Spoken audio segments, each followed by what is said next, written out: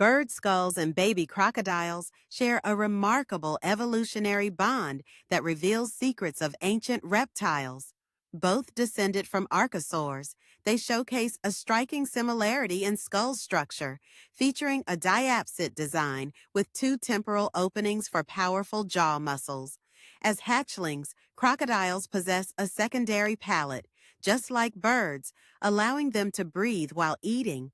Their brain cavities develop similarly, particularly in vision and coordination, and the positioning of their eyes and nasal passages hints at their shared ancestry.